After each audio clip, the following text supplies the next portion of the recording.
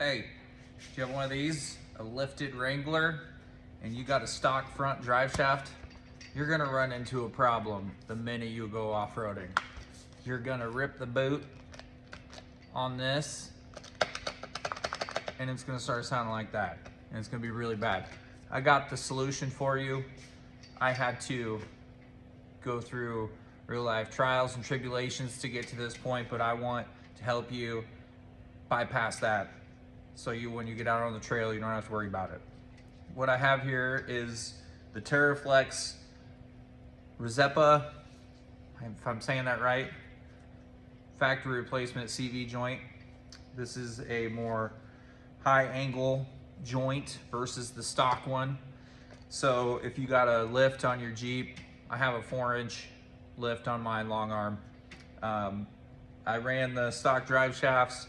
The rear seems to be holding up just fine, but the front, you will have to address that, either getting this, which if you do light wheeling is gonna be okay, or just go ahead and get an upgraded front drive shaft.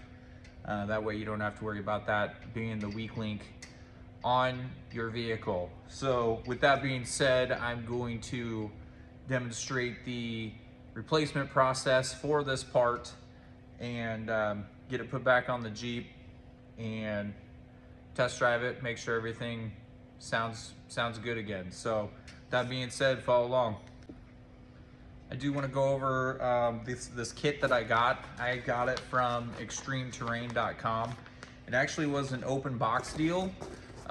It still came with everything that a brand new one would come with. The only thing was on this back plate had just the smallest little scratches, which I don't really care. It goes to the back of the transfer case. You can't see it anyways. Tube of grease. You got your Loctite tube. You got all the new hardware, all the bands and the clips and everything that you need to be able to replace this end and get that functioning properly. Came with instructions as well. There's actually a YouTube link here that you can scan, and it'll show you a how-to step if you don't want to read through the instructions. It's pretty straightforward. You pop off this back plate on the factory one. There's a clip right here that you take off. The whole thing slides off. You gotta pre-pack the new one with grease, assemble it, put the caps on, you're good to go. So we'll see how long this takes, and it even comes with a brand new socket to install the new bolts on the transfer case side. The factory ones are 8mm. It replaces it with these Allen heads, and then on the the axle side, those are 15mm bolts to be able to pull the stock drive shaft out of the Jeep to do this process. So I got a chisel here, hammer, and you're just gonna pop this back cover off. See how well this works.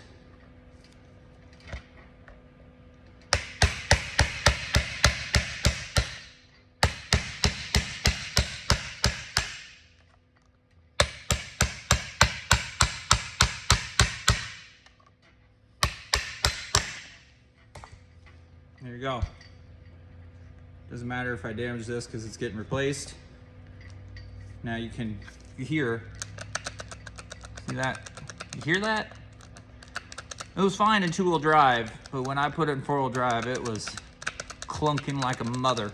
So now on the back side of here, there's gonna be a C-clip that you pull off, and then this should slide right off. So let's see how that goes.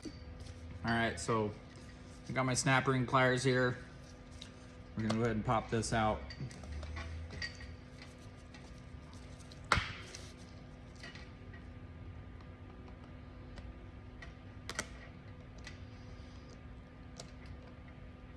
Ooh, that's on there good. There we go. Now, It's obviously going to be on there pretty good. So with this being a factory drive shaft,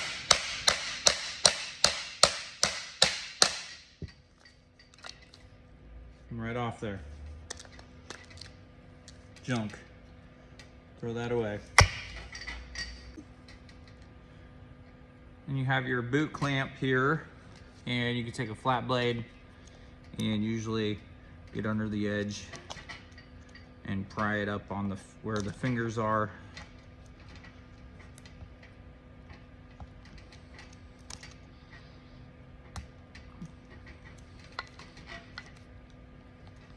Or if you want cut off wheel,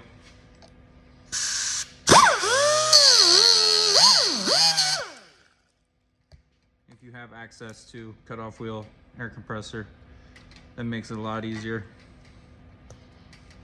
And now we have all the old stuff out of the way. We can clean this all up, get the new one grease packed, and install it.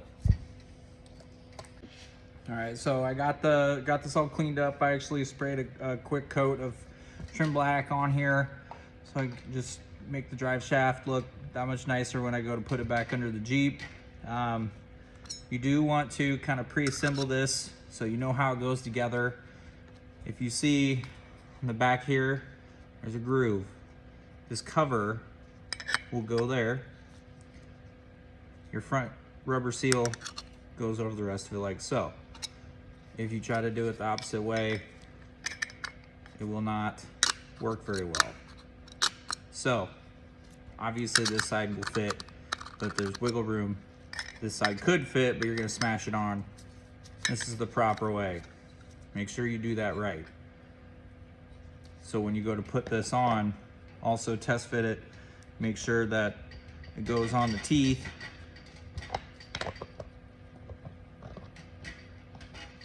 And I already did it, there we go.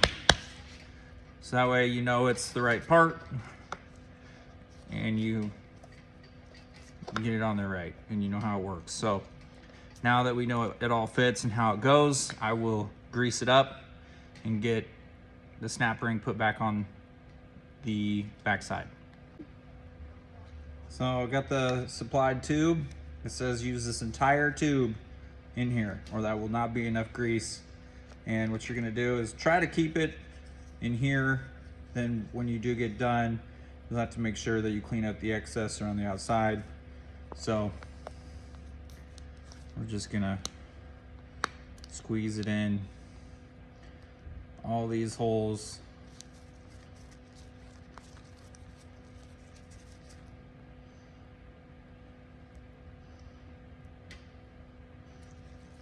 And then we're gonna do the back side here.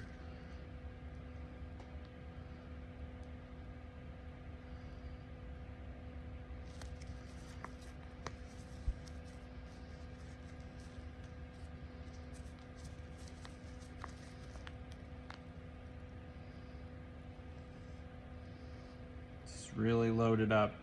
More better the grease. More grease the better.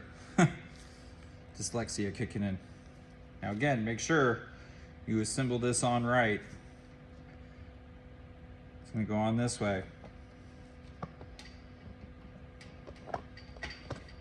Slide it on there, and I'm gonna actually kind of move this around.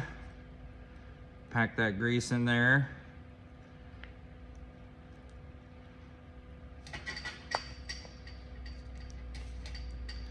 Make sure I'm getting it in all the voids. You do not want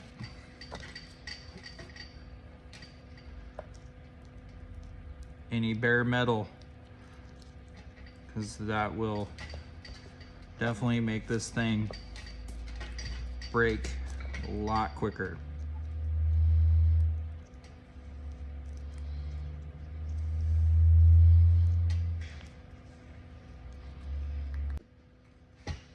So, I forgot to put this on first.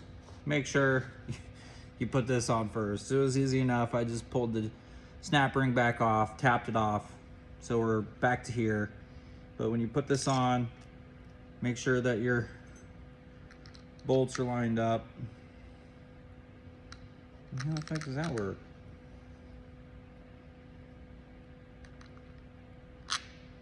You got to start all your,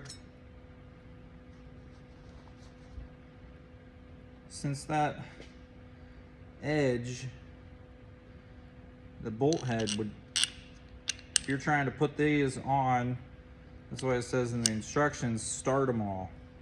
And that's why it's a high clearance, because it changes that outer rim just a little bit more. So, read those instructions. I did read through them quickly, but I didn't discover that part until just now. So, again, these are all things that I am trying to help you with, so when you do this yourself, it eliminates going the back and forth like I just did. So, get them all started. You're gonna run them all through where they go.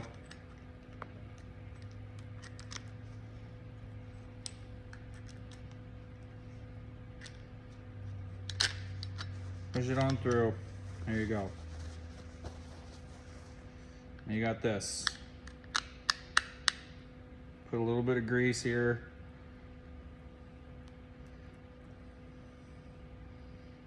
Actually, I'm gonna put more inside here.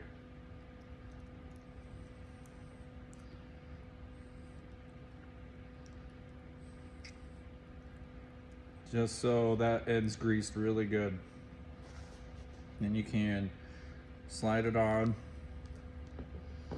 get it to go on the correct teeth here.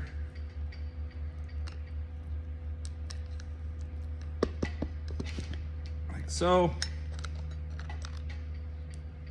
And you might have to do a little bit of tapping on the end here to convince it to go a little bit more.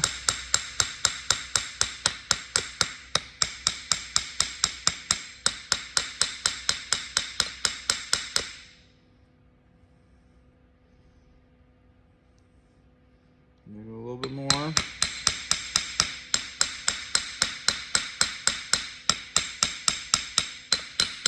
All right, now I can put my squeeze clip, C-clip, whatever, back on there after I clean my hands up. So a couple tips when you're replacing your factory repuzzle end with a Teraflex repuzzle end, if I'm saying that properly, probably not.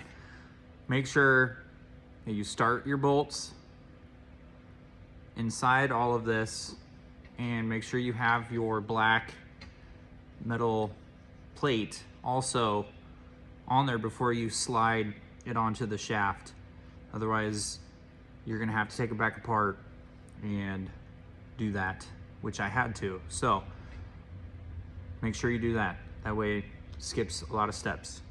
I'm now to the point where I will put the clamp on for the rubber boot, and then I can go ahead and install this drive shaft back in my Jeep. So now I have this all assembled, ready to go back into the Jeep. One thing that's super nice about this kit is it comes with a new long reach ball end to be able to get these tight with that raised lip in the way. So that way everything's snugged up how it should be.